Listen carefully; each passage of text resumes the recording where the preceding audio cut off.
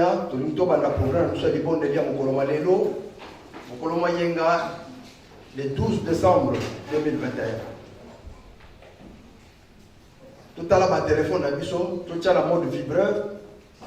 Au nom du Père, du Fils et du Saint-Esprit, soyons concentrés. Nous allons commencer notre programme de culte d'aujourd'hui, dimanche, le 12 décembre 2021. Observons nos portables et mettons-les en mode vibreur. Soyons concentrés pour notre cause d'aujourd'hui. Nous allons demander un cantique d'ensemble au papa dirigeant qui est choisi, ou sinon à la maman dirigeante qui est prévue. Et après, nous demanderons à ma maman Maya de nous donner la prière d'ouverture. Levez-vous s'il vous plaît.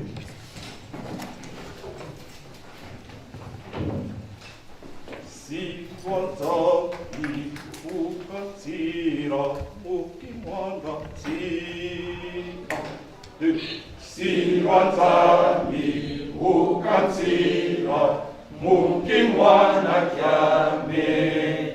Telame sesalu kyangunza Nzambi. Si Nzambi ukatira mukimwana kyame.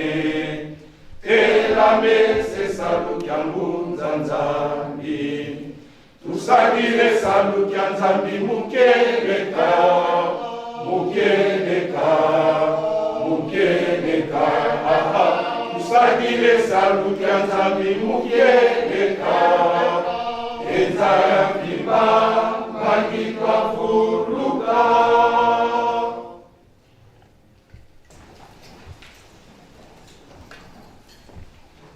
Tata mwana ate tata mulimo santo. Tata Nzambe kolo eso pasi mokimbangu kiangani mulimo santo Nzambe na biso. Papa. Nzambe na biso tata mulimo santo pasi mokimbangu kiangani. Na mukolo ya munene oyo Nzambe na biso papa. Ovanda kina kitino ya bokonzi. Po biso bana na oto kumisa yo to sanjola yo, to yembela yo to salela yo. Oyo bongi na lokumu.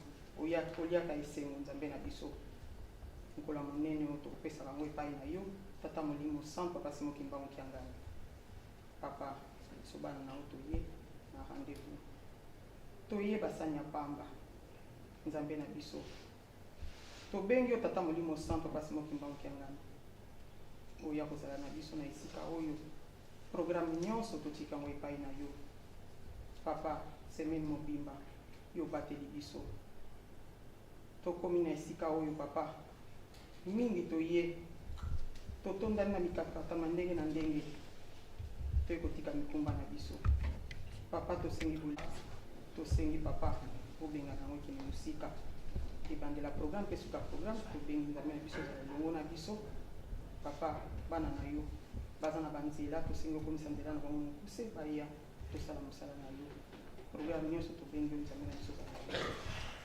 papa telemi liboso ya kokota zamba monene koleka biso mbe ya bomoi papa tosengi otelema na makolo na ye oloba na monoko na ye mayo akopesa biso euta epai na yo Nzambe na biso tata molimo santo pasi mokimbango kiangani biso tokoyoka yango papa tosengi ofongola biso mato ya molimo toyoka tobomba tosalela mpola suka tozela yango eyala papa tosenga nini papa tosenga papa oyebaki esengeli na biso kimia tosengi na nkamba Yerusalemi mboka tata mwana mpe tata molimo santo vana kimia wana tosengi yango na kati ya paroisse ya Blanc-Minier tosengi yango na mokili mobimba pose likolo epesami na papa 4e génération mokili oyo tokotambwisaka yango oyo elingi oyo esalama na mokili na yo tous les 3 Congo RDC Angola Brazzaville tosengeli yango kimia yo mopesi na kimia na babeli kombono na bopito na baboloko bisika pasi ndenge na ndenge papa tobengi yo ozala na biso ebandi mpe suka programme nyonso tosengi ozala na elongo na biso bana na yo na komba bino misato ya bule tata mwana mpe tata molimo santo kosengela na maso amen tata mwana mpe tata molimo santo tokamata mokanda mwa Nzambe totanga mokanda na biso ya liboso na mokanda ya psaume 119 versets 121 à 128. Nom du Père, du Fils et du Saint-Esprit, prenons nos Bibles, nous allons lire notre premier texte d'aujourd'hui. Notre texte est inspiré dans le livre de Psaume 119, versets 121 à 128, où nous avons la Bible électronique par le téléphone, où nous avons la Bible papier, nous avons nos Bibles à nous. Mais ayons une Bible. Lisons ensemble, s'il vous plaît. Nous avons la Bible à téléphone, fond du téléphone, sur notre Bible à papier, la Bible est allumée. Tout le temps, maîtrise. Nous allons lire au nom du Père, du Fils et du Saint-Esprit. J'observe la loi et la justice, ne m'abandonne pas à mes oppresseurs. Prends sous ta garantie les biens de ton serviteur. Ne me laisse pas opprimer par les orgueilleux. Mes yeux languissent après ton salut et après la promesse de ta justice. Agis envers ton serviteur selon ta bonté et enseigne-moi tes statuts. Je suis ton serviteur, donne-moi l'intelligence pour que je connaisse tes préceptes. Il est temps que l'Éternel agisse, qu'il transgresse ta loi. C'est pourquoi j'aime tes commandements plus que l'or et que l'or fin. C'est pourquoi je trouve juste toutes tes ordonnances. Je hais toute voie de mensonge. Qu'il en soit ainsi au nom du Père, du Fils et du Saint-Esprit. Amen. Nous arrivons au premier tour des cantiques. Nous demandons les prestations de chorale selon l'ordre que nous avons l'habitude de suivre. Merci. Likambo oyo yako bikisa loposo lino lelo yo ekokisi mikukama tata kimbangu oya kigona biso tango ekokisi pelisa bana na yo Ipai biso loposo lino azali Lino lelo pasi ekosila kate Akana pasi ya bakoko bamonaki Tata kimba muzukela biso mawa Likambo oyo yako bikisa loposo lino Lelo yo ekokisi mibukama Tata kimbangu oya kipona biso Tanto ekokisi pelisa bana na yo Ipai biso lokoso lindo azali Kino lelo pasi ekosila kate Akana pasi ya bakoko bamonaki Tata kimbangu yokela biso mawa Tata kimbangu kyangalia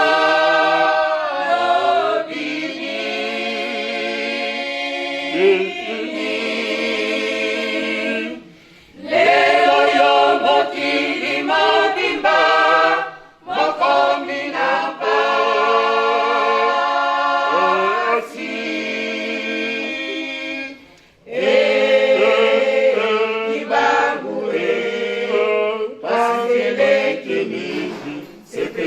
Sabana na yo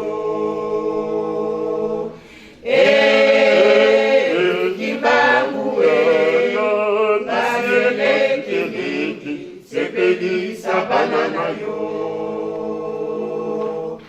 Tata kimbangu kiangalia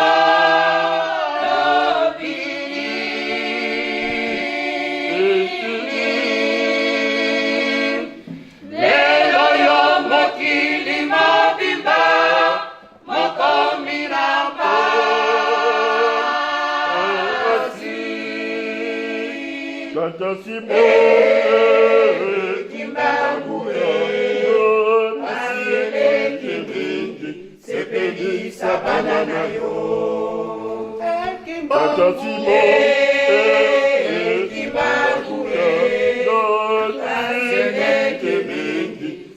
sepelisa bana na yo. Kimbangu Kimbangu aseleki mingi sepelisa bana na yo. Tata Simon Kimbangu aseleki mingi sepelisa bana na yo. Tata Simon Kimbangu aseleki mingi sepelisa bana na yo. Tata Kimbangu kiangalia lobini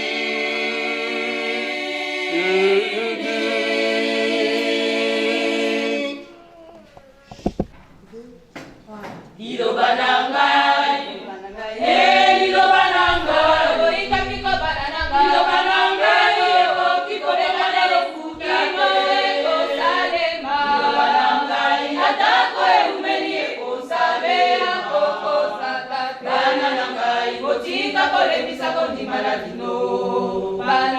Liloba na ngai, atako eumeli ekosabea kokosaka. Bana na ngai, botika kolembisa kondima na bino.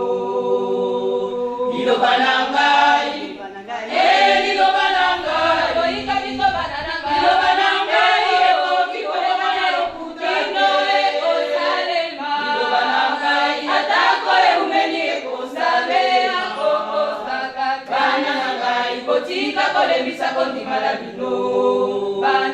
Liloba na ngai, atako eumeli ekosabea kokosaka. Bana na ngai, botika kolembisa kondima na bino.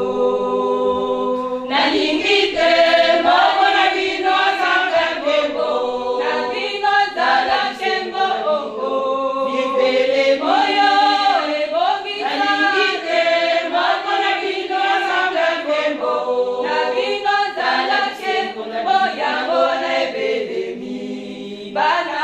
Nalingi te moko na bino azanga ngembo, na bino zala ngembo oko bibele moyo ebongisa. Nalingi te moko na bino azanga ngembo, na bino zala ngembo yango na ebelemi.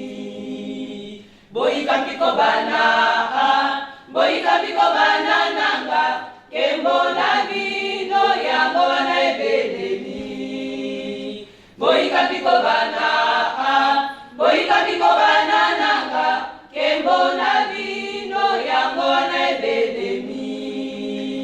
Boyika mpiko bana, boyika mpiko bana nanga, kembo na bino yango na ebelemi. Bana nalingi te moko na bino azanga nkembo, na bino zala nkembo oko bibele moyo ebongisa. Nalingi te moko na bino azanga nkembo, na bino zala nkembo yango na ebelemi. Bana nalingi te moko na bino azanga nkembo, na bino zala nkembo oko bibele moyo ebongisa. Nalingi te moko na bino azanga nkembo, na bino zala nkembo yango na ebelemi. Mokili moko finga bino, mokili moko chola bino, bobanga te botalela kakanga. Mokili moko finga bino, mokili moko chola bino, bobanga te botalela kakanga.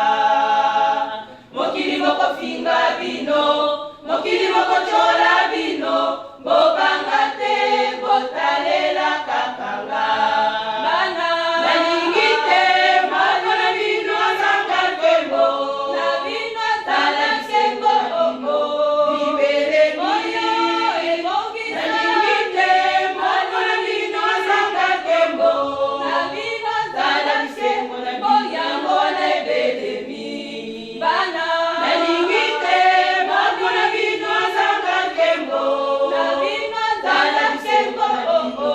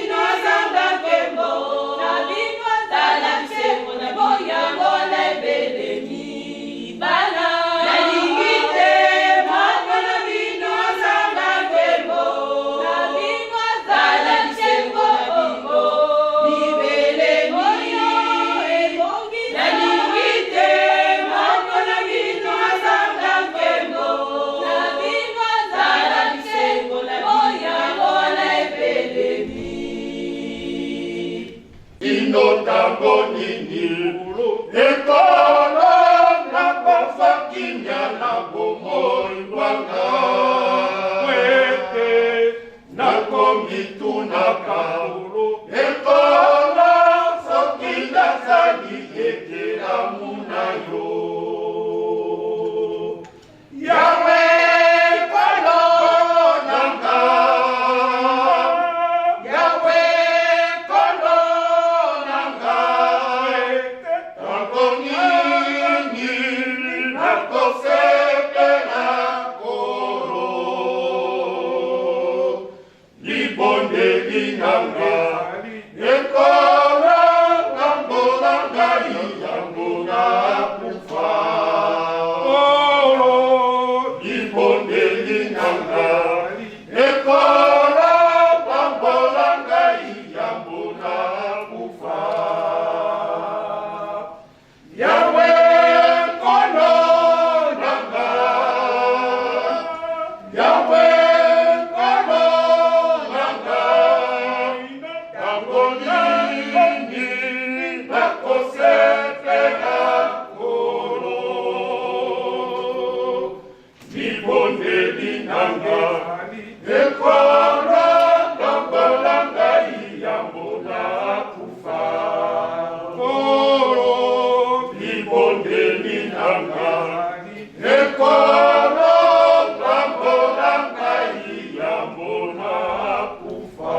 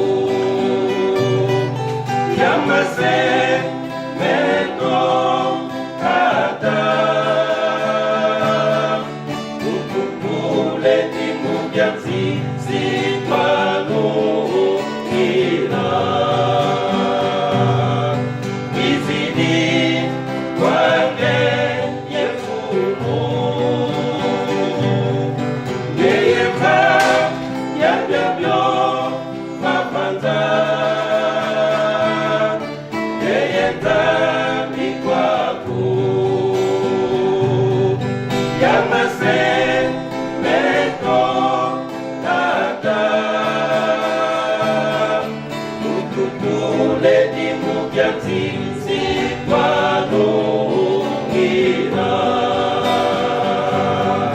tatangeye ikituli utusonge nzira fumame ngule myoyo myamyo myapinga myatonaku wakuse ngule myoyo myamyo myapinga myatonaku wakuse tatangeye ikituli utusonge nzira fumame ngule myoyo myamyo myapinga myatonaku wakuse ngule myoyo myamyo myapinga myatonaku wakuse.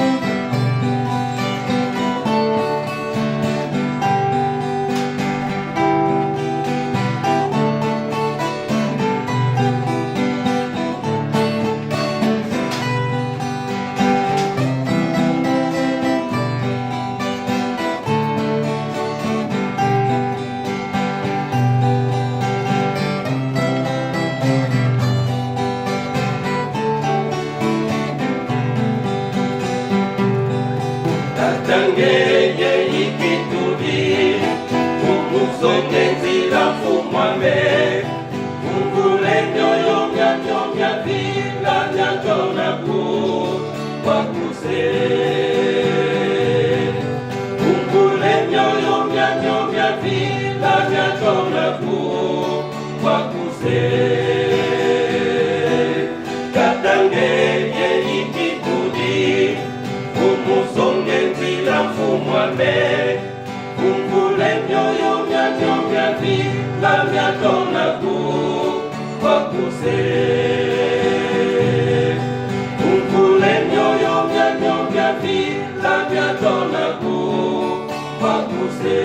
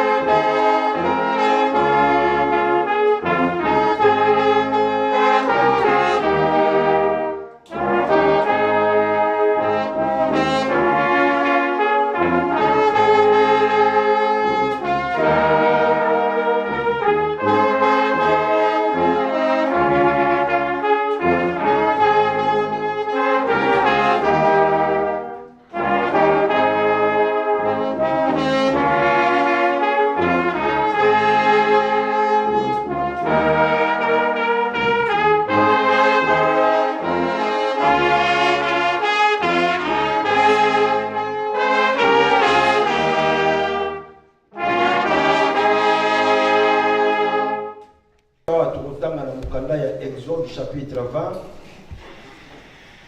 du premier verset au 17e verset. Nous allons reprendre nos Bibles pour lire le deuxième texte dans le livre d'Exode, chapitre 20, du premier verset jusqu'au 17e verset, les 10 commandements. Nous allons lire au nom du Père, du Fils et du Saint-Esprit. Alors Dieu prononça toutes ces paroles en disant: Je suis l'Éternel, ton Dieu, qui te fait sortir du pays d'Égypte, de la maison de servitude. Tu n'auras pas d'autre Dieu devant ma face. Tu ne te feras point d'image taillée, ni de représentation quelconque des choses qui sont d'en haut dans les cieux, qui sont en bas sur la terre, et qui sont dans les eaux plus bas que la terre. Tu ne te posteras point devant elle, et tu ne les serviras point. Car moi, l'Éternel, ton Dieu, je suis un Dieu jaloux, qui punit l'iniquité des pères sur les enfants jusqu'à la 3e et la 4e génération de ceux qui me haïssent, et qui fait miséricorde jusqu'à 1000 générations à ceux qui m'aiment et qui gardent mes commandements. Tu ne prendras point le nom de l'Éternel, ton Dieu, en vain, car l'Éternel ne sera point impuni celui qui prendra son nom en vain. Souviens-toi du jour du repos pour le sanctifier. Tu travailleras 6 jours et tu feras tout ton ouvrage. Mais le 7e jour est le jour du repos de l'Éternel, ton Dieu. Tu ne feras aucun ouvrage, ni toi, ni ton fils, ni ta fille, ton serviteur, ta servante, ton bétail, ni l'étranger qui est dans tes portes. Car en 6 jours l'Éternel a fait les cieux, la terre et la mer et tout ce qui est contenu. Et il s'est reposé le 7e jour. C'est pourquoi l'Éternel a béni les jours du repos et l'a sanctifié. Honore ton père et ta mère afin que tes jours se prolongent dans le pays que l'Éternel, ton Dieu, te donne. Tu ne tueras point. Tu ne commettras point d'adultère. Tu ne déroberas point. Tu ne porteras point de faux témoignages contre ton prochain. Tu ne convoiteras point la maison de ton prochain. Tu ne convoiteras point la femme de ton prochain, ni son serviteur, ni sa servante, ni son bœuf, ni son âne, ni aucune chose qui appartienne à ton prochain, qu'il en soit ainsi au nom du Père, du Fils et du Saint-Esprit. Amen. Arrivons au deuxième tour de nos cantiques. Nous demandons les prestations à nos chorales selon l'ordre habituel. Merci. Natina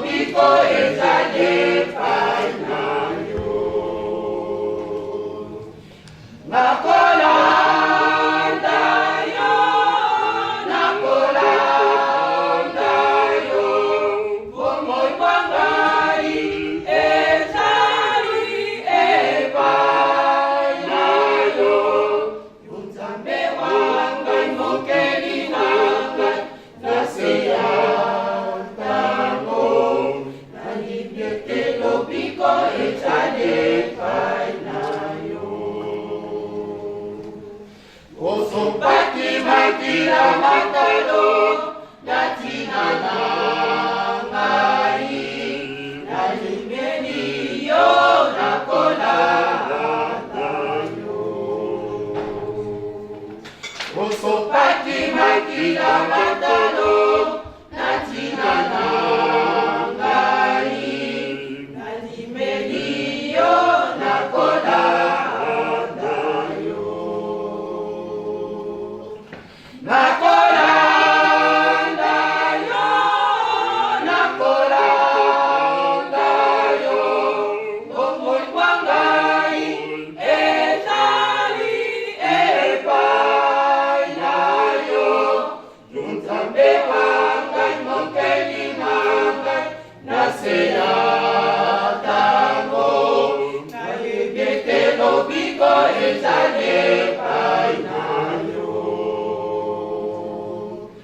osopaki makila matalo natina nangai nalimeni yo nakola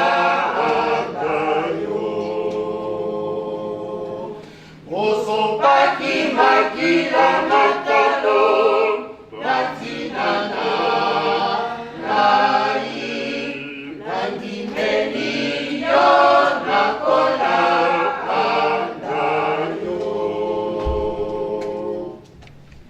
Elonga,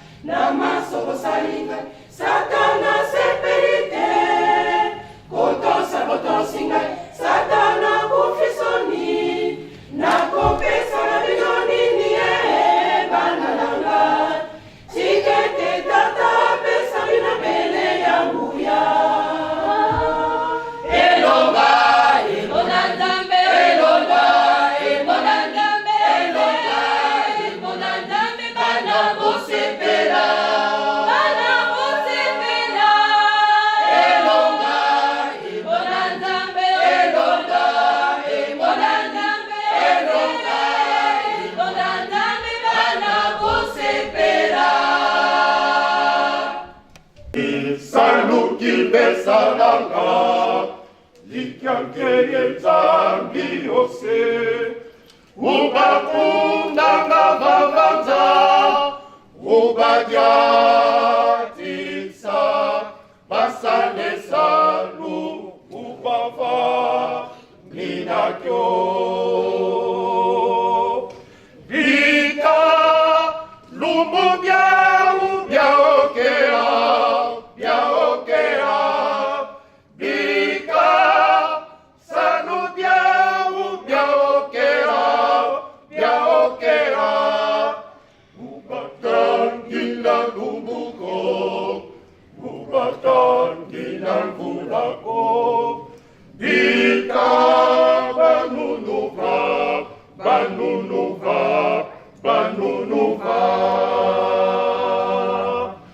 ubatangila lumbuko ubatangila mvulako bika banunuva banunuva banunuva bika lumbu byau byaokea byaokea bika salu byau byaokea byaokea ubatangila lumbuko ubatangila vulako bika banunuva banunuva banunuva ubatangila lumbuko ubatangila vulako bika banunuva banunuva banunuva bika lumbu byau byaokea byaokea bika salu byau byaokea byaokea ubatangila lumbuko ubatangila vulako bika banunuva banunuva banunuva ubatangila lumbuko ubatangila vulako bika banunuva banunuva banunuva bika lumbu byau byaokea byaokea bika salu byau byaokea byaokea ubatangila lumbuko ubatangila vulako bika banunuva banunuva banunuva ubatangila lumbuko ubatangila vulako bika banunuva banunuva banunuva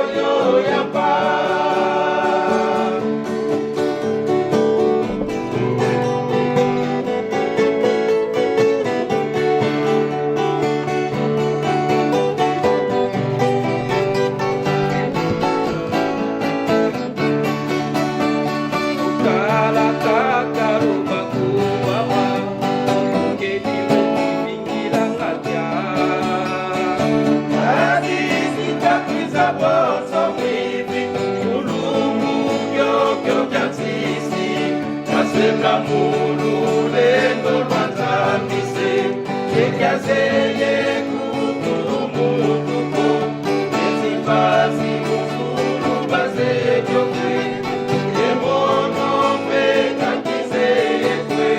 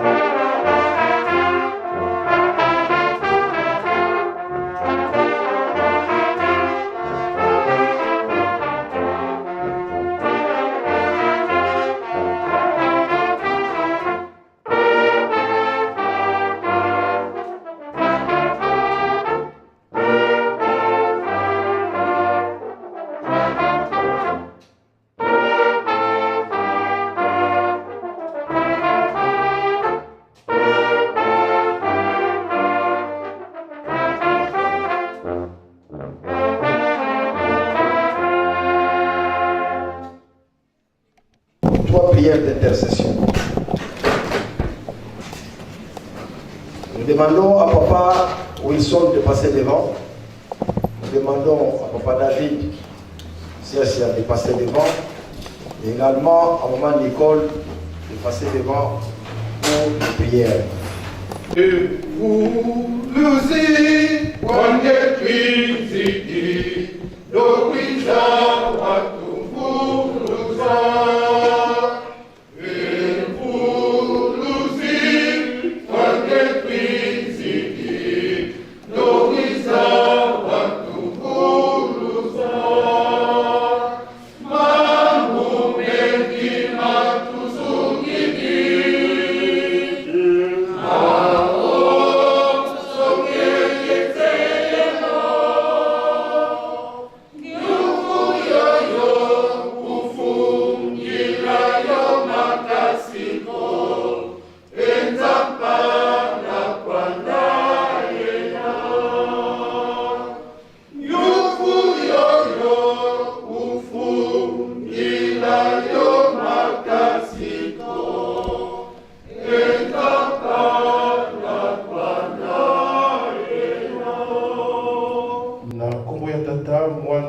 Tata Molimo Santo, Tata Nzambe Kolo Yesu, Tata Molimo Santo, Bino Basato, Nzambe Semoko, Tata Simo Kimbangu Kianga ni Molimo Santo.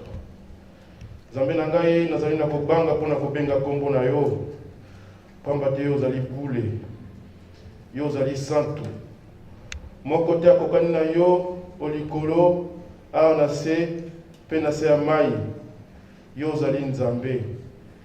Kasi ngai papa na makanisi na ngai pasi misu na ngai pasi matoi monoko maboko makolo nakosalaka mingi tokosalaka mingi papa oyo kosepelisa yo te limbisa biso tata Molimo Santo papa Simo Kimbangu Kianga Nzambe na biso tosengi merci mingi pamba te yo zali Nzambe ya bolingo okobatela biso tango nyinso soki lelo tosangani awa ezali hasard te okomaki yango depuis des millénaires depuis des temps que na mokolo mwa lelo tokozala présent le 12 décembre 2021 tosengi merci mingi epai na yo Nzambe na ngai oyoki kolela ya mama oyoki kolela ya papa biso tokobakisa nini Tata Molimo Santo bapasi oyo eza kati na biso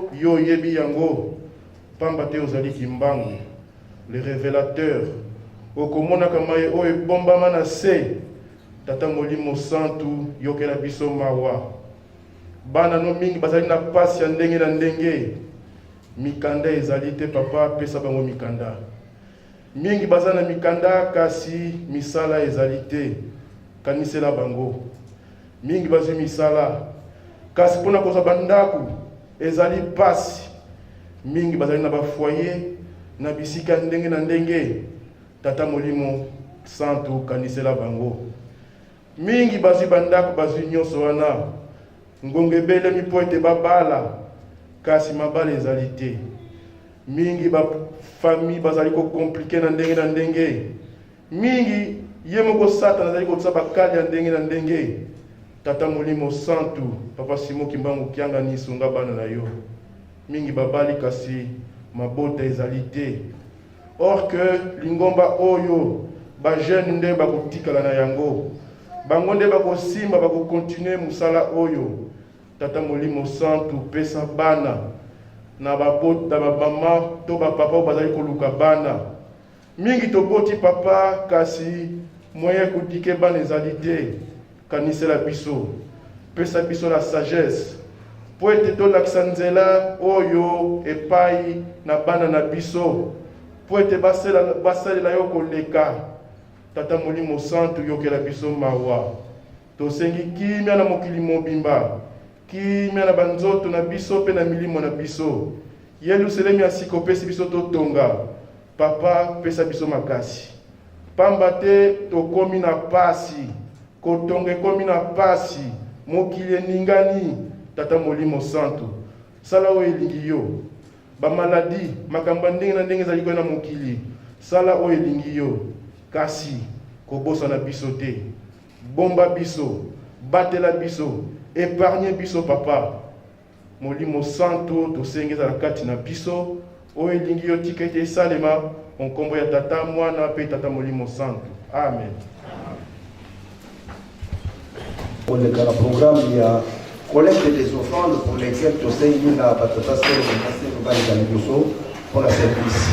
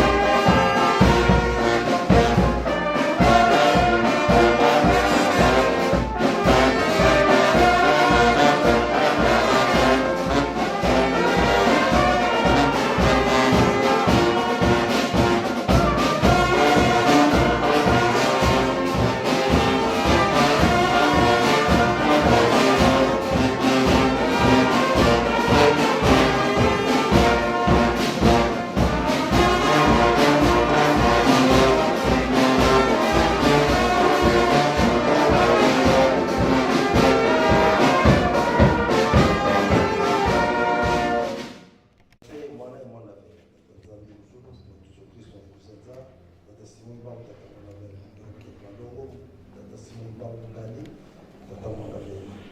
Atone matondo tusivutula kwa beno Tata Bandongo, tuvene kikesai, luzolongo, kwa fumeki, musalisi na kumbwe. Zambeto, tutonde. Loloka masumo beto, kata kwa beno, mandosino. Tuvila kanta mzao, msono mukamiketu. Zamankena tamba walazimu logo la kiki. Biselo ya kupediete, mfulu ya meme mako. Atuli moko mukati kwa longo. Njolo wa kulavanga mukati kwa beto mkumbwasei mwane mwanda vela. Amen.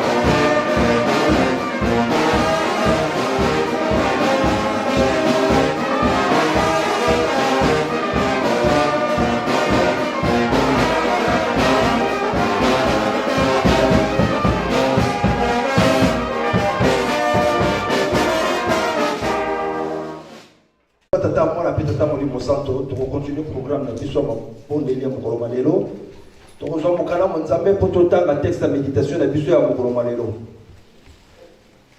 yango eponami na kati ya mokanda ya Matthieu chapitre 22 verset 34 à 40. Le plus grand commandement, thème na biso lelo, l'amour. Bolingo yo zanga biso ko esala ke to za toujours na pasi na kati ya mokili pasi kati na biso. Tout ça dans la futilité alors que les Cambouezali simple. Nous allons parler là-dessus et prendre conscience. Au nom du Père, Fils et Saint-Esprit, nous allons continuer notre programme. Nous allons lire notre troisième livre. Le texte est choisi dans le livre Matthieu chapitre 22, versets 34 à 40.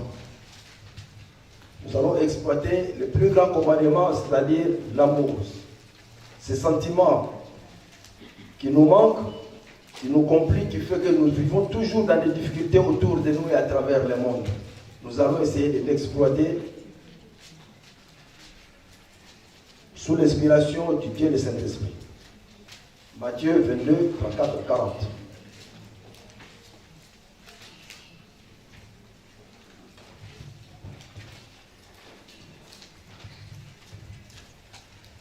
Si nous avons trouvé, nous allons lire au nom du Père, du Fils et du Saint-Esprit. Les pharisiens, ayant appris qu'il avait réduit au silence les Sadducéens, se rassemblèrent. Et l'un des docteurs de la loi lui posa cette question pour l'éprouver. Maître, quel est le plus grand commandement de la loi? Jésus lui répondit, tu aimeras le Seigneur ton Dieu de tout ton cœur, de toute ton âme et de toute ta pensée. C'est le premier et le plus grand commandement. Et voici le second qui lui est semblable. Tu aimeras ton prochain comme toi-même. De ces deux commandements dépendent toute la loi et les prophètes. Qu'il en soit ainsi au nom du Père, du Fils et du Saint-Esprit. Amen. Ensemble. Tata mwana pe tata molimo mosanto. Tanzambe koleso basia tata molimo mosanto. Totondi bino botondi bokomisi biso na ngonga oyo. Tango ekoki poto yoka liloba na yo. Tata Nzambe, tata molimo mosanto ngala zali kaka mutu na tonda mbindo na se ya tango. Na mabunga na nga Nzambe na nga na kosenga bolimbisi pe na tango oyo na sengi bino bolimbisi. Na sengi te bo petola ngai bolata ngai nazala kaka pe esaleli na bino makambo manso makouta epai na bino nde yango tokobimisa awa. Nzambe na ngai pesa biso mayele, pesa biso bososoli po ete moko na kati na biso asimba liloba moko likambo moko pe tosalela yango na bomoi na biso tokoka kozwa lobiko na mokolo ya suka. Sunga biso banda ebale ti suka nkombo tata mwana pe tata molimo santo. Amen. Pour ceux qui sont venus en retard, nous avons commencé nos textes par le psaume 119, versets 121 à 128. Et après, c'était le livre d'Exode, chapitre 20, du premier verset au 17e verset. Le texte maintenant, nous venons de le lire dans le livre de Matthieu, chapitre 22, versets 34 à 40. On commence tata moi la petata molimo santo batata totanga na kati ya mukanda ya mzomo. Na kati ya mzomo totangi mipeko oyo epesa melaka biso bandimi tolanda na oyo tata Nzambe apesi biso. Tozwaka engagement ya kolanda mibeko wana pamba te tolingi kosalela ye. Soki yo ndimi kolanda tata Nzambe me oboyi kotosa maloba na ye wana olingi ye te. Yangwana nkolo Yesu alobaki oyo nyonso balingi ngai balanda maloba oyo ngai na zakote ya bino po ete po mona nzela ya lobiko pamba te mutu te akoleka akome pa ya tata Nzambe sans aleke pa ya ye nkolo Yesu mutu apesi mate. Tozalaka na pasi na se ya ntango kana mabunga eya.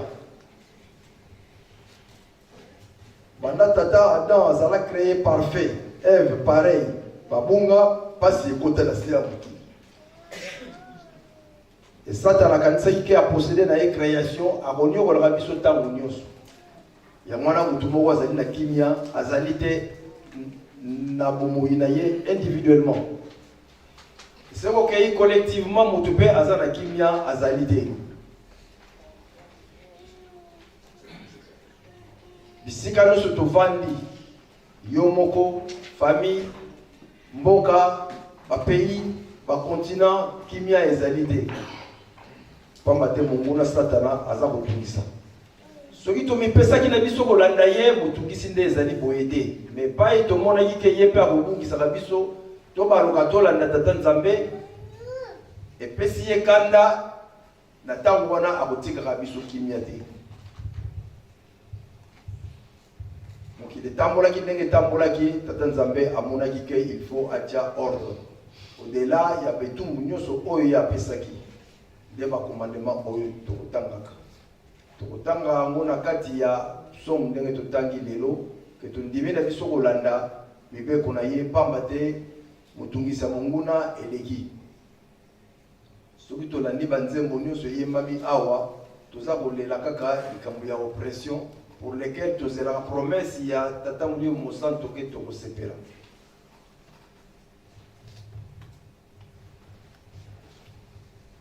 Tondima kolanda tata Nzambe.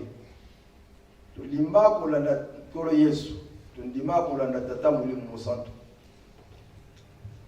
Menanzela wana oyo biso tondima tozula engagement makambo ezali ebele.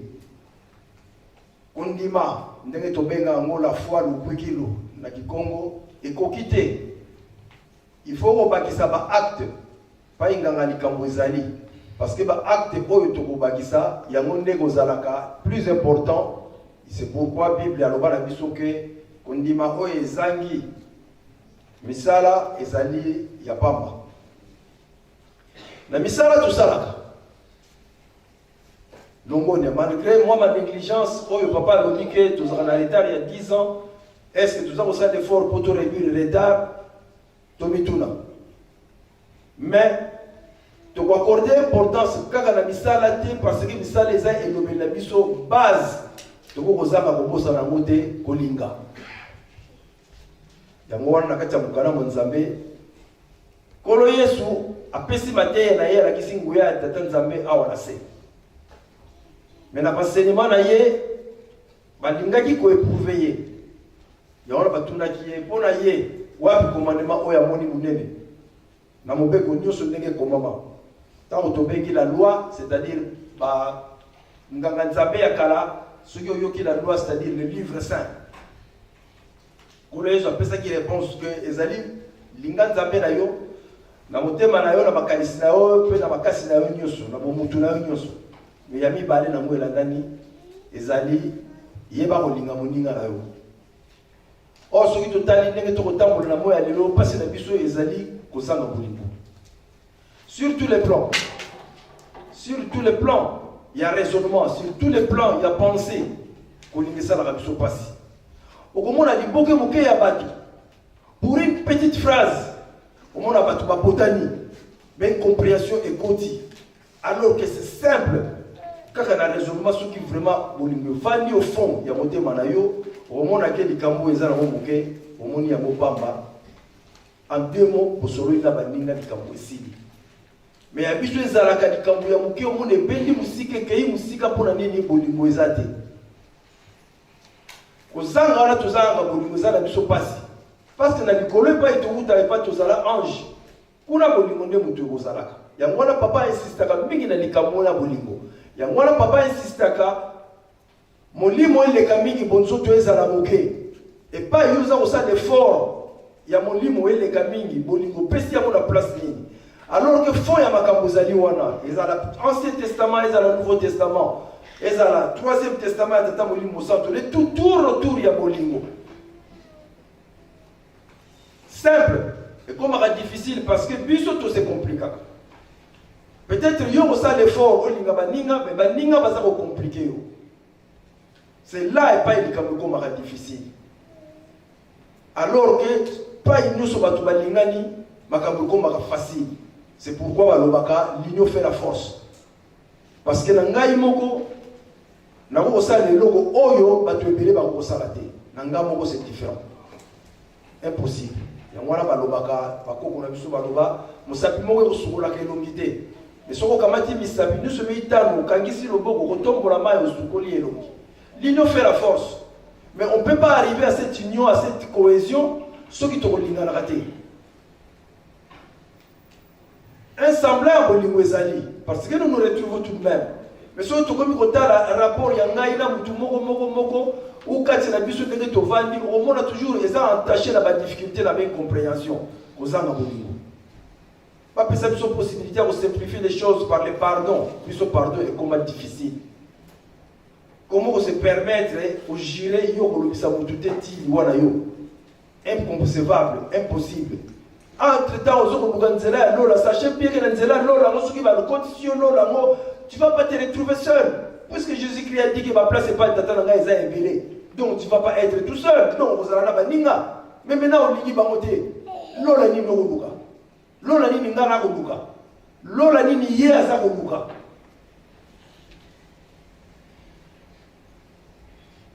Un petit jeu, bolingo, un petit mot. Mais il y a un mot qui est un mot qui est un mot qui tout le monde histoire. Mais tous les histoire et pas immobilier, banane n'engeni ni tatan zambe à quel amont. Processus est banane n'engeni ni papa baya bateya miso. Je voulais dire quoi par là? Nous voulons dire que l'ingoma o le tobenga église de Jésus-Christ sur la terre par son envoyé spécial Papa Simon Mibamba. Ne bandele benga ma ki twadi. Baninga na mingi to tanga réseaux sociaux té. Mais mususu bakota. Excusez-moi les termes.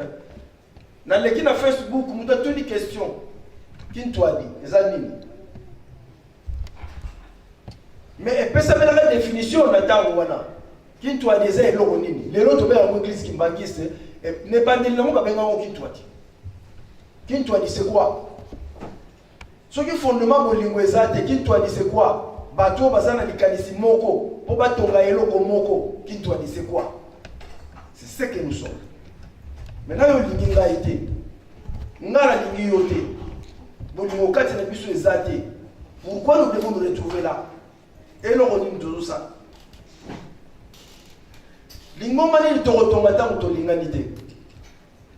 Et pourtant, à l'unisson, force à la ramakasi. À l'unisson, force à la ramingi. Mais ça, la nuance de ce qu'on a dit, parce que tout ce qu'on a dit, elongo na baninga. Bon, elongo na baninga, na se ya hypocrisie, na se ya kozanga bolingo, pour tout comme un esikani. Il faut tout ça l'effort pour surmonter les kamboana. Il faut bolingo et vendre na kati ya moko na kati na biso. Parce que toujours le bela bolingo simple, mais ceux qui ont développé la musique au moment que na kolobela, to kolobela, il y a 2 personnes, il y a 3 personnes. Mais c'est plus grave que ça. Jusqu'au fin, il y a ma paroisse qui ne se supporte pas parce que. Bolingo. Tout le temps, Ramukana Manzambe, tout le temps, Nyoso, le chapitre, et banalité, sous la Bible, presque tout ça. Le mal, c'est toujours qu'il est souka. À quel moment tu vas prêt pour te répondre? À quel moment tu vas prêt pour te répondre? Mais ça là, vous allez le oui, mais le tronc commun. Bolingo yakati na biso moko oyo ko permettre que tozala sympathique na baninga pour toyeba ko vivre na baninga. Et circuler mingi na ba image na ba téléphone ya bato. Les Afro-Américains. Ils ont la prophétie à Papa Simon Kimbangu. Ils ont la prophétie à Papa Degenda. Papa Gangana lobela likambona mingi. Mais bangona bagoya. Mais n'oublions pas. Papa Menza dira quelque part que tango batona bayaki baye bavande pa ina yo ba utalaka ndenge nini yo vandelaka bosembo na yo bolingo na yo ezaleli na yo molende na yo ndenge ozali charitable ba utala parce que c'est à cela que nous sommes appelés oyo ngai na lobi que tozwa charge. Nous sommes des échantillons, mais échantillons na misala nyoso ezala ndako ezala bayiba tonga bilamba ezala bayiba sala ba voiture et la profession nyonso échantillon ezelo basungaka parce que pas yo liko lakisela mayele na yo nde na échantillon et pas ba liko lakisela makanisi na yo nini ya malamu ozalaki na mposa na eloko na échantillon. Et tata nzambe tata molimo mosantu papa Simon Kimbangu papa bango misato ti lelo papa Kimbangu kangani aza ko veiller sur l'échantillon et l'échantillon c'est nous, l'échantillon c'est moi, l'échantillon c'est vous.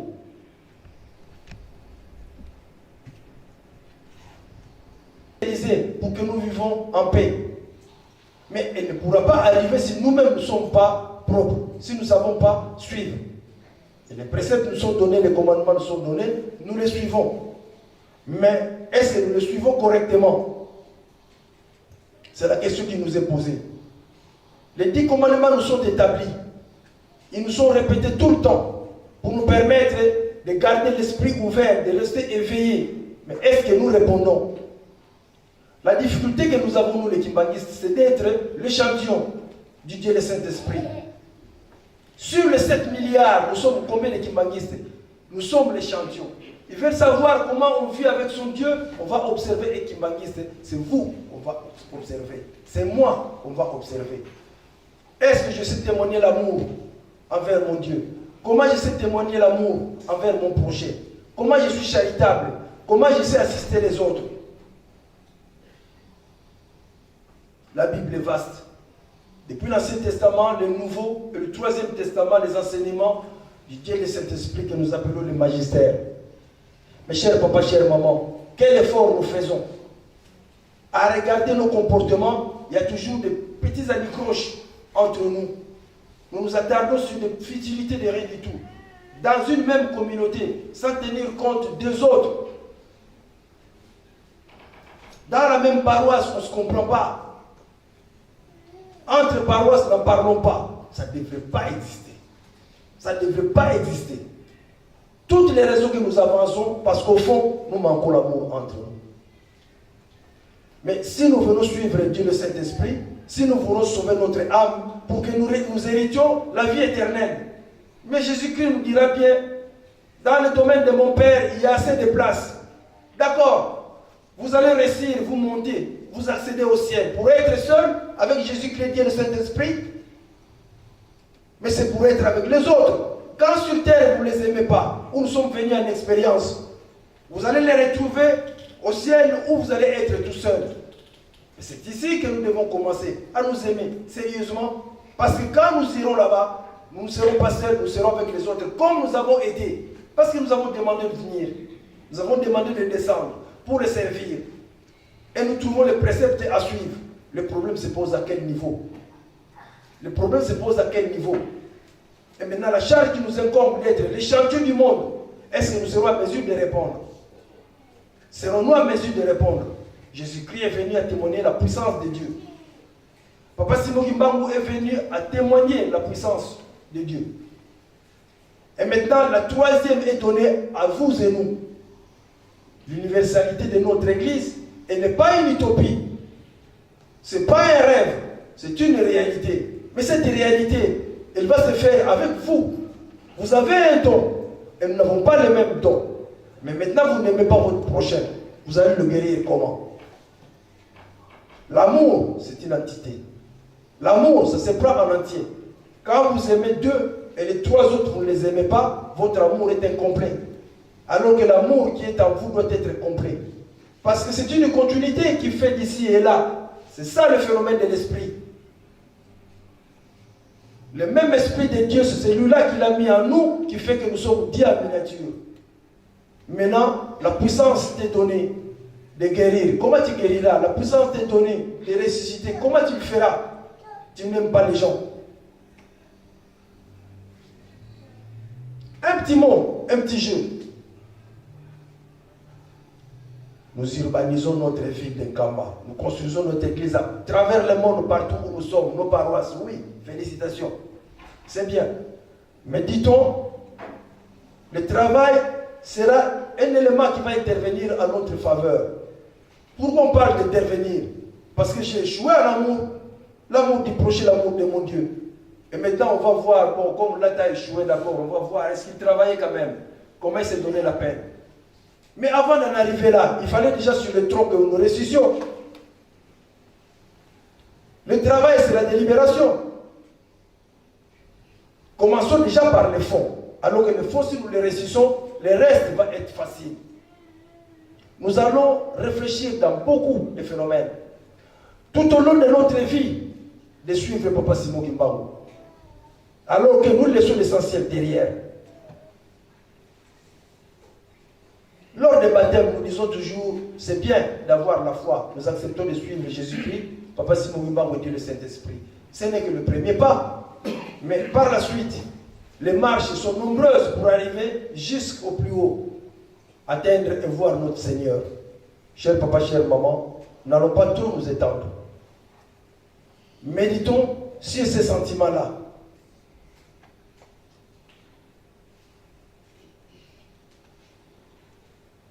Si vous vous sentez impuissant d'appliquer certaines bonnes choses, demandez à notre Dieu par tes prières. Seigneur mon Dieu, j'ai envie de faire ceci de bon, je n'arrive pas, donne-moi la force. Sachons comment prier, sachons que demander, sachons comment aborder notre Dieu, mais la prière vient à bout de tout. J'en ai fini ici, au nom du Père, du Fils et du Saint-Esprit. Amen. Lèvons-nous.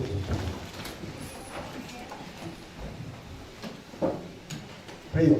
Au nom du Père, du Fils et du Saint-Esprit. Notre Père qui est aux cieux, que ton nom soit sanctifié. Que ton règne vienne, que ta volonté soit faite sur la terre comme au ciel. Donne-nous aujourd'hui notre pain de ces jours. Pardonne nos offenses, comme nous aussi nous pardonnons à ceux qui nous ont offensés. Ne nous induis pas en tentation, mais délivre-nous du mal. Car c'est toi qu'appartient, dans tous les siècles, le règne, la puissance et la gloire, au nom du Père, du Fils et du Saint-Esprit. Amen. Amen. Nous demandons un cantique au Papa qui est dirige. 2. O sumo de coisa, do Sandiramba, o menino Sambo, e Assunilanga. O sumo de coisa, do Sandiramba, o menino Sambo, e Assunilanga.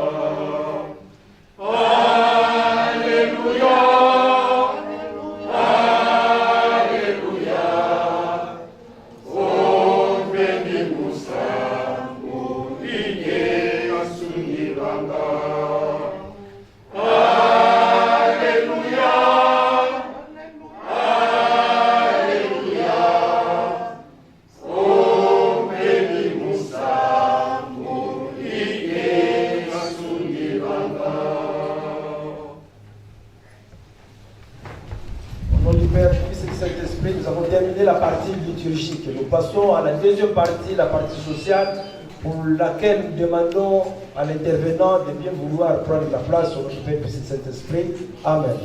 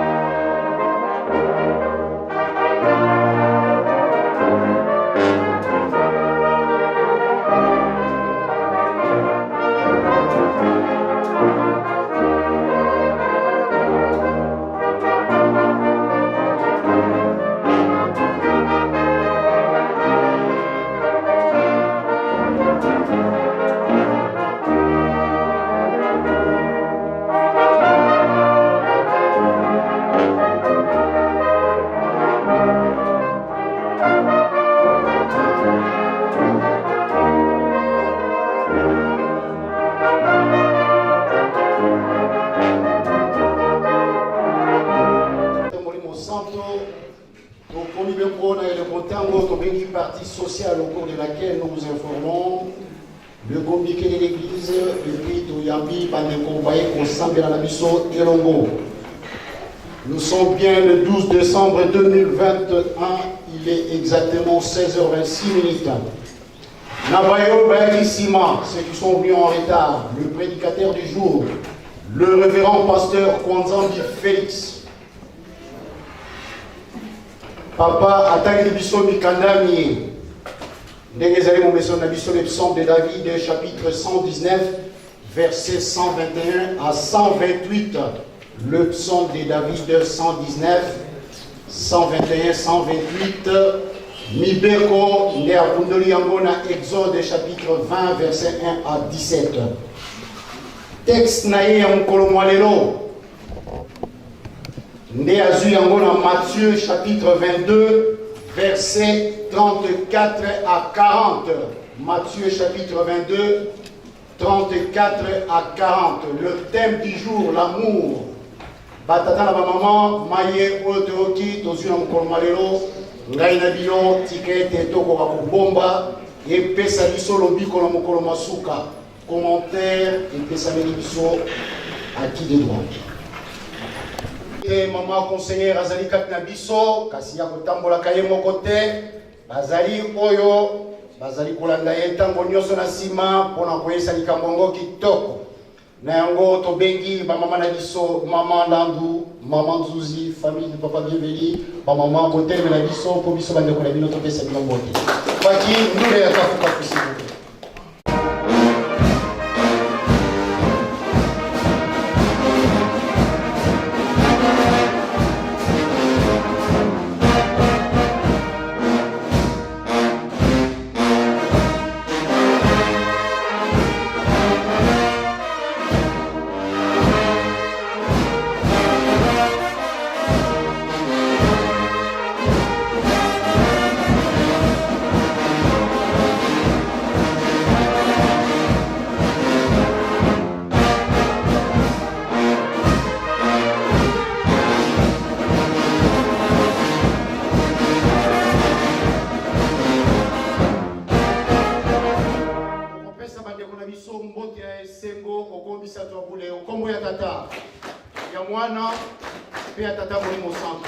Oyo tokotelisa papa chargé ya évangélisation yende azali kokamba biso makati ya paroisse ya Blanc-Ménil na absence ya papa responsable paroissial le révérend Batantou nde tobengi papa telemena biso po biso balo topesa obote.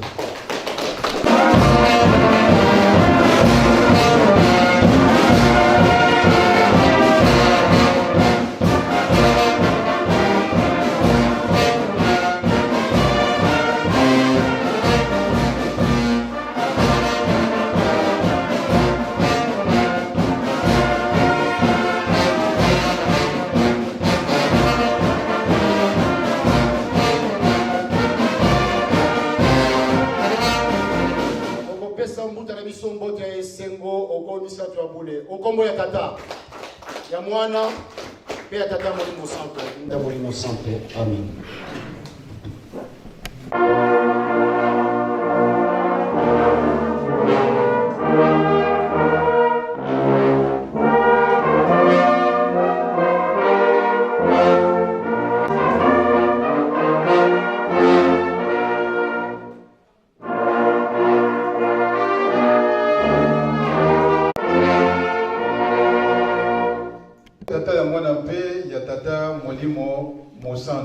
Vraiment ngonga ekei nde tozali kosala continuité ya koyamba tokomi na suka na mama na likambo nde tokobongama biso banso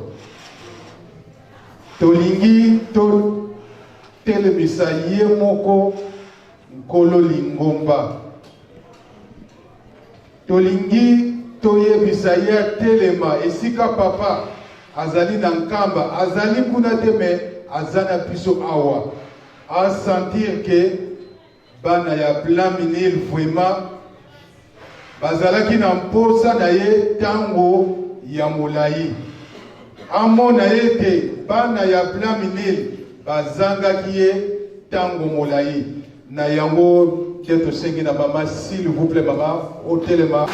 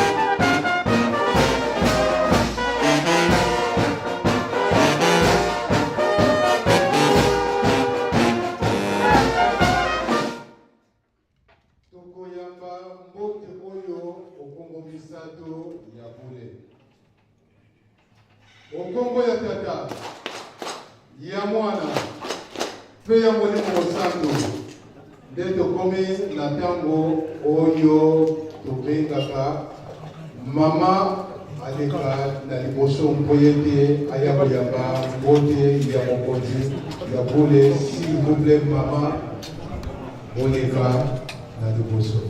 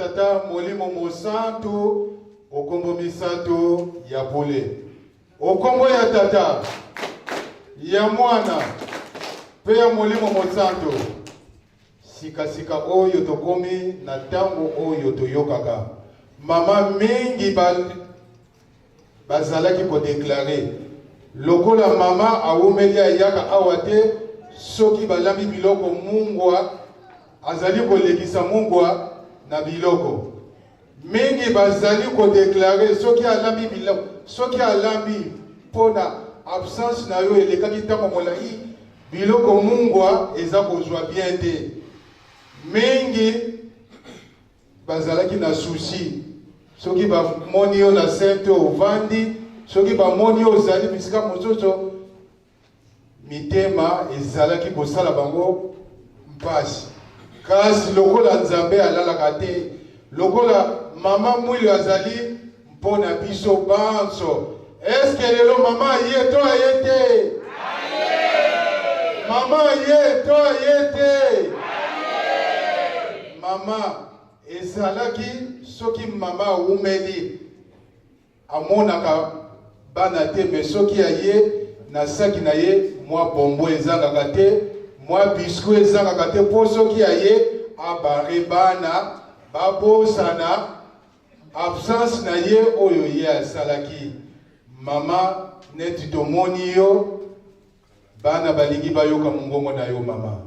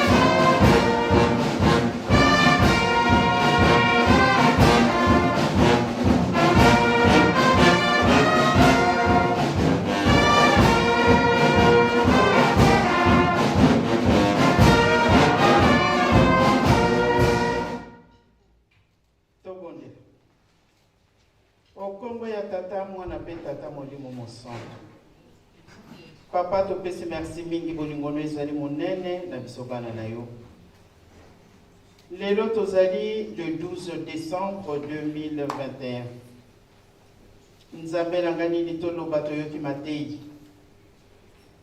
Mutu nyonso alandi papa pasteur na bokebi bonso.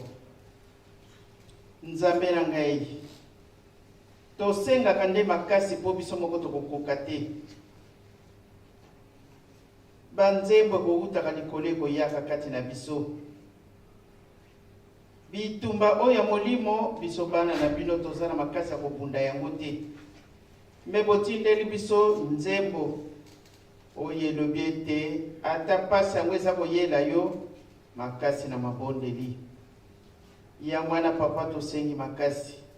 Merci na ndeko sangisi biso lisusu na mukolo ya lelo.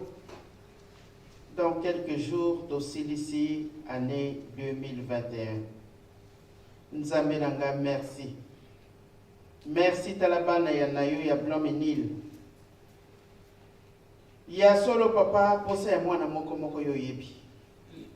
Mingi tomeli bakisi tozwi batonga. Mais lokola topesa ki nzambe na biso rendez-vous toye. Zala na biso yaka koswa na bana na yo. Naza ya kokokate bokokisa ngai na molimo. Bokansila bayebaza nesiko te na bopito na baprison bisika ya pasi boyoki mabondeli ya ndenge na ndenge. Oyo bakoteya katika tobomba kapeto salela. Po bipai touti nde kuna toyebi. Kuna tozali kokende makambo ya minene zali kozela biso.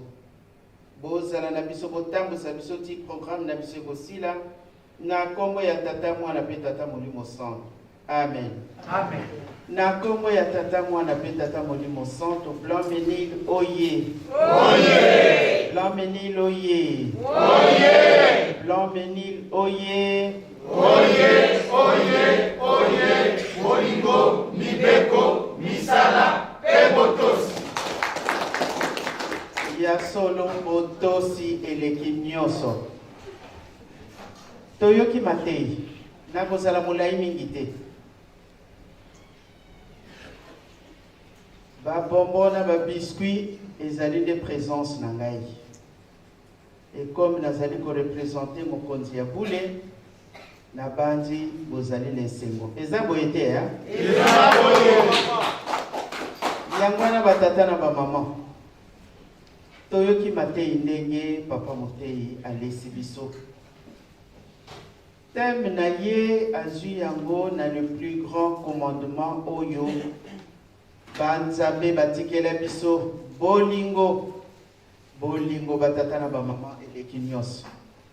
Parce que na bolingo okosala l'effort ya ko respecter ba commandement. Na bolingo okosala misala. Na bolingo kolinga ndeko na yo. Ya solo ya koloba te linga ndeko na ndenge yo moko komilingaka. Équation wana ezalaka très difficile. Mais effort moke oyo bakosengaka biso ete tolingana pamba te bakoko na biso bana nkolo batelemisi awa soki bazalaki na bolingo te mbele lingomba oyo toyebi te ezali wapi. Mais bazalaki na liloba moko na bolingo na ntango wana masolo tozalaki koyoka ya bakoko na biso awuti na ndako na ye akanaki na ye te koleka epai ya mama Jeanne. Mais ntango aza koleka amoni mpe ndeko ye wana na lupango na ye akoti apesi ye mbote ndeko wana kovandisa ye naza na eloko te me kamwa eloko moke ezali awa akobimisa bapartage yango ye mpe akolia yango na esengo pamba te bapesi yango na motema moko bapesi ye yango na bolingo. Na bolingo nzambe ayaki na se nzembo tokoyembaka yango batata na ngai na bamama na ngai. Thème wana oyo papa pasteur azwi ngai nalobaka toujours na matière misato batikela biso ya bolingo mibeko pe misala. Pour ngai la matière la plus facile oyo na mona keza bolingo. Pour nini na ina mama Maya. Soki likambo ezali to sololi to zabana nzambe. Bana ya tata moko mama moko ezali boete ya. Ezali moko. Ba poni biso to tonga mokili ya sika. Mokili yango yango to bandi nde kotonga. To zali kotonga mokili ya sika. Bikolo na bikolo koye pai ya yo na ngai. Ba Américain se babandi koya. Toyoka to toyoka te. Toyoka. Toyoka yango kala. Tozonti makutu te. Ba Américain penza. Oyo to bengi ba Afro-Américain ba koya pete pai na biso na Afrique. Mais lelo yo tombandi ko mona to nanu to moni te. Tomoni. Tomoni ya? Ingeta. Nanu basili koya te. Lobi wana bakoya yango wana to perdre ba place na biso te batata na ba maman po oyo bazali koyela biso batu ya ndenge na ndenge. Papa Kimbangu baza kobenga ye ba musomfumu Kimbangu ba mususu toyoka to toyoka te nani ayebaka lelo tokomi na valeur biso ba kimbangiste to sala makasi pour être to garder place na biso to fingi sabanzabe na biso te to tambola kaka na solo.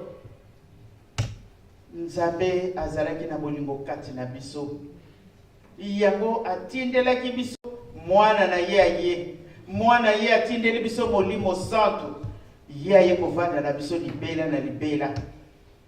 Batata na ngai na bamama na ngai bipai touti nde toyebi makambo minene ezali kozela biso. Nzambe alingi biso mingi. Nzambe ntango asalaki mutu apesaki biso mayele nyonso oyo ezali ke okoki koyeba likambo koya lobi me na ntina ya kobebisa bakoko na biso balongoli biso mayele wana. Mais tango toyaki na mokili tozalaki na yango batata na bamama. Nzamba kozongisela biso eloko wana. Ekozonga. Biso totambola kaka na solo. Totonga mokili yango sika tozali kotonga papa te. Mokili ezali koya epai ya yo na ngai. Tokolakisa b'Amerike wana nini? Eloko nini tokolakisa bango? Malamu tolakisa bango un bon exemple baloba aya solo. Tala bipai to utaki. Pamba te bakozonga na source. Biso lelo toyeba ambassadeur na mikili tozali ya poto toye. Mais un ambassadeur, ceux qui bâtit dans un pays étranger, ceux qui accueillent, mission na ye, ceux qui esili azonga kana source qui est les affaires étrangères. Azongi na mboka na ye oyetinda ki ye. Biso peto yaki mission. Mission na biso ekosila. Balobi na biso tout partira de Paris. Toyoka kato toyoka kate. Toyoka pe yango hein? Blamenilo ye. Blamenilo zana technique. Lelo bopesaki rendez-vous. Maman le 12 ko zangate. Maman yeto ayete. Aye. En tout cas, totonga Yerusalemi, toyoki nzembo. Batata nangana ba mama na ngai. Bana nganga nzambe oye. Oye. Awa bazali. Maman du sait azali awa. Azali. Ah, oso sala recensement bazali mingi hein. Bazali mingi, pa pasteur nyoso bazali bana nganga nzambe mama déjà. OK. To sepeli. Bana banganga nzambe oye. Oye. Ah. En tout cas, to sala musala bazako senga miso. Slogan na bino bolobi na suka bobakisi botosi. Botosi leki nyonso. Okoko sala ndenge nini mesoko tosaka. Nzambe ko pambola yo. Pe okonuna te. Mesoko tosaka te, batu nzoko zano na 30 bazo peso 50 ans. Mesoko zana botosi, ozana 50 ans bazo peso 30 ans. Blamenilo ye. Oye. Bon, na yoki lisusu makambo ya orphelinat. Mama Mireille ozali awo. Bosi bobandaki? On a posé première pierre. Ah, tozana nuna Pierre. Bongo toi na boya lerni. Orphelinat kotonga mate. Ah, batu nyoso bazana ba OK na ba catholique bazana. Wana ne na yebi protestant je sais pas. Mais du moins to yebi batu nyoso to basala ya bango. E bongo biso bakolo mokili. Tozonga kisima mesikoyo tosi tozwi nguya ya ndenge mususu. Oyo tokota nango na 2022 batata na ba mama. Tozala bana na botosi. Nyonso baza kotinda biso tosala. Baza kotungisa biso te. Potang mususu bazo tungisa biso mingi. Kaka bikateli. Ote totonga na biso. Tozala na kobanga te. Totonga Yerusalemi. Moka bule. Moka ya tiraka ya makamboli. Totonga Yerusalemi.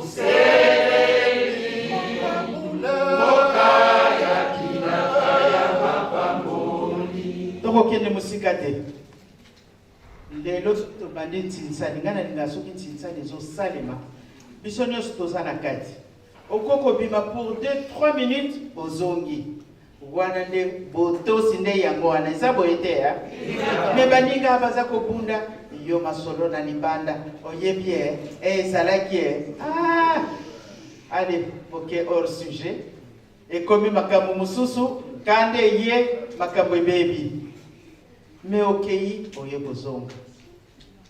C'est autorisé mutunyo so abima. OK pour 2-3 minutes tozonga. Mususu na ke ko lia pona melaka kisi. Metanga ko kendo lia entrée. Consistant et koti. Dessert ye. Café ye. Wane se sali 30 minutes azaka libanda. Awa biso tozomona pasi dirigeant aza kopola baza kobeta ye Dirigeant Oye!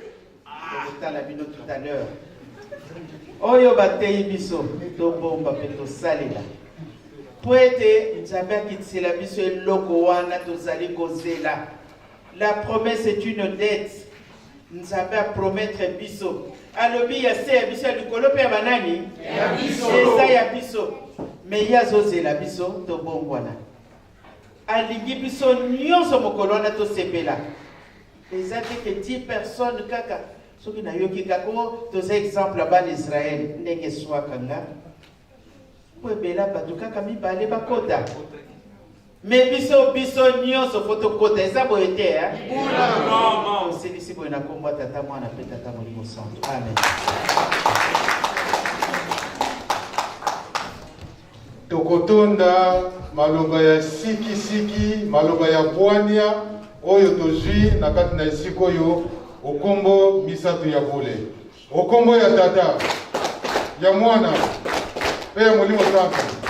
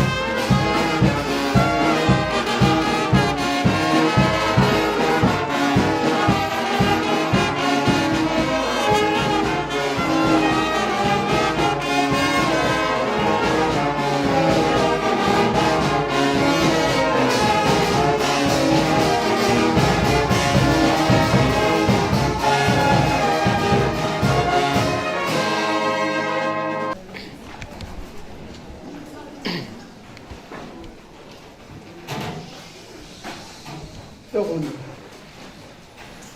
Na kombo ya tata mwana pe tata molimo santo. Papa to peso lisusu merci na nyonso saleli biso banda tokomaki na esika otina ntango oyo. Mutu na mutu abima na esika oyo atia mo bolingo kati na motema na ye ti yango nde kokomisa biso na 2022. Simba banzoto na biso etondi na bapasi ya ndenge na ndenge. Tala ba mama selo na yo kofuka mapasi me lokola bandimaki mosala yango bazali kaka be kosala mutu akosala kayebi ntina nini ya kosalelaka. Tosengi bobele mapamboli bomba biso nzambe na biso pamba te fin de l'année yalaka na makambo mingi surtout ya mabe ekozalaka mingi yango tomipesa epai na yo. Toyaki na kimia ntango ekoki tozonga na bandako tike tozongisa moko na kimia na ndenge tobimelaki. Toute la semaine papa batela bana no bakokende ba école oyo bakokende pe misala ba démarche ndenge na ndenge kosalema kotika moko te. Biso pe baito kotika na ndako kobosa na biso te. Kimia na nzoto pe milimo na biso elingi nzambe tika yango esalema na kombo ya tata mwana pe tata molimo santo. Amen. Tokende malamu